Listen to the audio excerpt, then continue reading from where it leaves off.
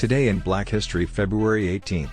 In 1867, Morehouse College is a private, all-male historically black college located in Atlanta, Georgia, United States.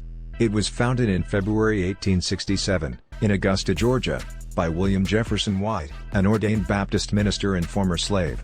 Originally called the Augusta Institute, the school's primary mission was to provide education for African American men in post-Civil War America.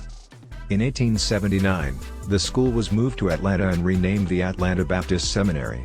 The school's name was changed again in 1913 to Morehouse College, in honor of Henry L. Morehouse, a prominent American Baptist Home Mission Society leader and supporter of black education. Today, Morehouse is one of the most prestigious historically black colleges in the United States, known for its rigorous academic programs and emphasis on leadership development.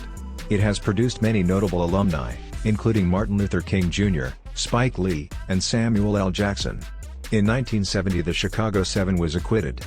The Chicago 7, originally the Chicago 8, were a group of 7 political activists who were charged with conspiracy and inciting to riot during the 1968 Democratic National Convention in Chicago, Illinois.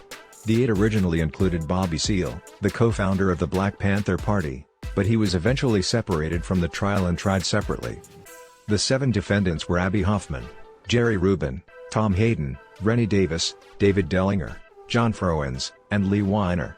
The group were leaders of various counterculture movements, including the anti-war movement and the Youth International Party, Yippies.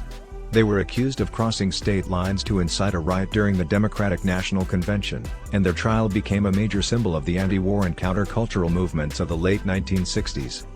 The trial was highly controversial, and many people believed that the charges were politically motivated and designed to suppress dissent. The defendants became famous for their irreverent behavior in the courtroom, with Abbie Hoffman famously wearing a judge's robe and using a gavel to call the trial to order. Ultimately, 5 of the defendants were convicted of inciting a riot, but their convictions were overturned on appeal. The trial and its aftermath remain an important part of American history, and have been the subject of numerous books, films, and documentaries.